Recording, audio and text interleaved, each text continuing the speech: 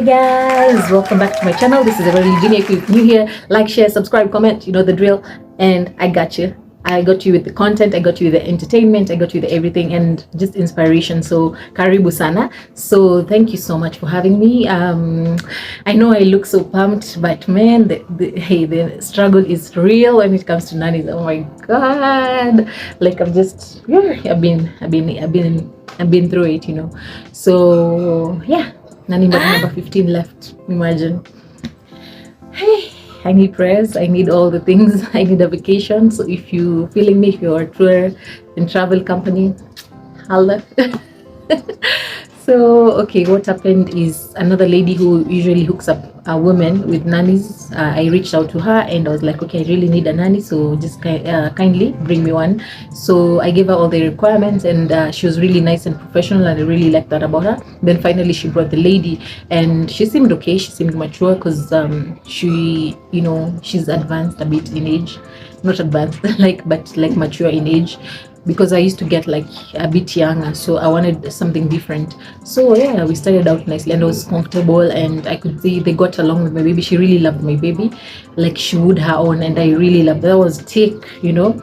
And so I was like, let me just, you know, try to just not to be so hard on her or anything, or yeah, like I just let a lot of things slide. Like I was just like, okay, let me just see, because she loves the baby and let me just work with this. And also like I was just keeping in mind, like I've had so many that I don't want, it's too much for my baby, like to keep on changing. And even for me, like it's affecting me, like this is traumatic, like keeping on changing nannies, like you see a new person, new energies, like even the house is confused. So yeah, so we were okay. And so I found her like not so considerate. So she's the kind of person, let's say food is there, like she would I wouldn't say where she's coming from, but she would take like all the food, like not leave some for me behind. So I found that inconsiderate. So I don't know, like as much as I would like someone who loves my baby and puts my baby first, but I would also like someone who, it's not like you're my best friend but you also care about me, like with my well-being as well, or just be considerate, or even just I don't know, like I just found that weird. And it's not the first time, so she would do such and stuff like that. And then, you know, just do some things that were immature. Like this one time she had slept in the sofa and she covered herself with my baby's blanket. So I came and was like, hey, you don't do that. No, that's wrong. Like, how would you do that? And you have kids. She has kids. So I was like, why would you do this? And you know very well it's wrong. Then it's like she was pissed off. Then I told her to put it in the place where you put dirty laundry for the baby. So she threw it, like she threw it there, and it fell down on the floor. So I was like so pissed off. Like I had to step out just to compose myself, because I just didn't know. As in, these people can really make you come out of character, just make you like do things that you don't normally do, or even say things that you know you don't normally say. I think they can just try your faith and your character. Like you can get out of character because of them. And I've really tried. Like I'm proud of myself. Like I've tried nowadays. Like I don't snap. Like of course I get pissed off, but I try myself. Like I've tried to be composed. Like whenever things happen or whatever weird things happen, I just always try to compose myself. So that's what she did. And so I stepped out, went out, and then came back, because I was like, hey, I don't think I can be here. I need to catch a break. I need to catch some air. So I went and came back. And then I think I didn't even tell her. Like I was just upset. Then I think I told her the next day. I was like, you don't do that. Like that's wrong. What you did, I wasn't happy about it. And then so many things like she would just do some things, you know, that were, I found immature. So I was like, really? I had to tell her, like, you know, you're mature, like you're old enough to know this is right, this is wrong. I don't have to tell you. Then I kept on repeating myself. Maybe she does some things, she was careless, and then she was not even that clean. She would just clean the place. How do I say? In Kenya we say juju, but okay, she would just like she wasn't efficient in her cleaning. Like she would just clean, like it's like she was being forced. Then you find even the dishes are not so clean. It's like she's just rinsed them off. You find so many stains. Maybe even it's like she didn't even use soap or something of that. So like it was just weird. So I most of the time I had to redo the dishes. Like I didn't feel like she would do everything well. Like, and then sometimes I just had to go over some things, I had to do them, and she wouldn't even feel ashamed. And then what bugged me the most was now she became so weird and lazy. So now sometimes maybe I'm at the kitchen, maybe cooking some food, then she's with the baby. So sometimes she would like just sit on the sofa, just stretch on the sofa, and the baby's just there. And then there's a time the baby fell down. Thank God she didn't get hurt. So like she cried, but it wasn't bad. So thank God for that. So she didn't even move. She didn't even move her muscle. So that one really bugged me. I think that was just the final straw. So I was like, there's no way. Like, if I'm here and the baby's falling down and she's just there.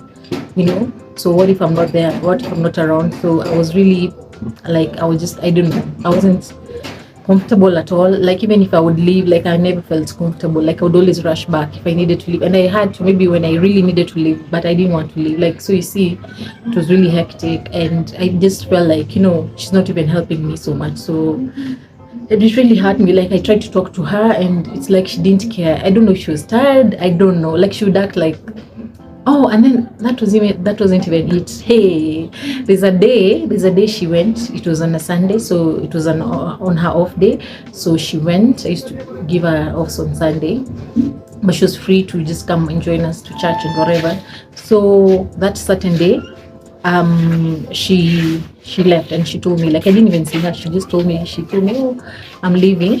And then I was like, okay, cool. Okay, see you later. I didn't even know what time she'd be back. So we went to church, came back, and of course, I must admit, like, I enjoyed that time. I felt like I needed a break, like, to be honest, from her. Like, sometimes it felt overwhelming, like being around her the same all the time, in the same space, like, it felt overwhelming. So anyway, finally, so now she left. So we came back now from church. We were just chilling. We chilled. Hey, it got to 6 p.m. I'm like, she's nowhere to be seen. And then she didn't have phone, so there's no way I could contact her. She didn't have a phone at all, so I couldn't contact her. So we just waited. It got to 8 p.m. We waited, nothing, no communication. So hey, time flew. So I was like, I think at one point, that's when I was like, let me just text the lady who brought her to me, and then I told her about it. And then she was like so shocked, and she reached out to the sister, I think. So that's when the sister told her that she was at a place. Apparently the sister was sick, and so my nanny had to take care of her. So yeah, that's how she slept out. It was, so just locked the door, and that was it. She slept. And then she came back the next day at about 9, I think, in the morning. So I was just beyond upset, like, I was just like, this is like, I didn't even have words. Like, for me, when I'm very, very upset, I don't even talk. Like, I don't have words. I don't talk at all. Like, if I talk, at least there's hope. But if I don't talk, like, that's it. Like, I'm so done. I'm so done. So I didn't even say anything. Like, so she came in, and then I think after a while, I just looked at her. Then after a while, that's when she was like, oh, my sister is sick. I couldn't just leave her. Oh, I had to take care of her, blah, blah, blah. I didn't say anything. I just kept quiet. So from there, that's when it became so awkward. And I just couldn't take her seriously, And I think even the energy changed. Even her, I don't know if she noticed, but I just felt like I just wanted to just get a replacement ASAP. So it's like I was just holding on just until I get a replacement. Yeah, that's what I was doing. So that's how we were. And then, like, she's just doing things to bug me, asking me things, which are just weird. And then, just not, I felt like she was not respectful. Like, I just don't like this whole thing when nannies are not, like, they're too comfortable. It's like, now you're just my buddy, like, I don't like that. So for me, I always like a nanny to be professional and to know what they came to do. They came to work, as much as it's, like, you're taking care of my baby, and they're playful and all that, but you should know what you came to do. So that, for me, like, I just felt like she was too, I don't know, she wasn't too respectful of her boss. Yeah. So yeah, that's how it was. So at least I got a replacement, and that's when I just had to let her go. Yeah. And I don't know, she was so shocked, and I don't know, I didn't expect her to react like that. By the way, like, in the previous with my previous can I say firings? When I fired the previous nannies, like I think number 14. This is 15, right? So number 14, I think she was not shocked because she knew what she had done. She wasn't shocked. She was like, okay, I packed her things and she was leaving. Then, but it was a bit dramatic because she took a while. So I had to be like, okay, you're taking too long. So I don't know. As in, I don't know. I get dramatic when people. Hey, so I don't know. She was just taking long.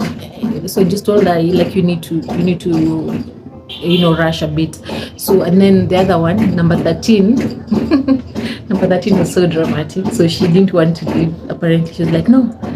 Like, so I don't know. Like, I had to be like tough and tell her like I am bad, So I don't know what's up with this. Some of these nannies, they're so dramatic. So it was dramatic, and then after she left, number 13, actually she texted me some things I can't even talk about. Like, so it was just weird. Like, so yeah, I had to block her ASAP. So my block list is just full. I think Safaricom is even wondering like why is your block list so full? Like you need to start paying for the block list. I don't know. So anyway, yeah, that was it. Number 15 left. So I don't know. I think even the baby was starting to feel weird because I think she wasn't so concerned about the baby, So I think she started feeling like, funny. So yeah, I think we've been at peace ever since she left, and I'm just hoping for the best, like from now on. I don't want to come back and give another story. To be honest, I just want to be at peace now, and with this new one, and let me not say anything. Yeah, just pray for us, you guys. Yeah, that has been my story for today. So thank you so much for watching. Goodbye, and keep it moving. Mwah.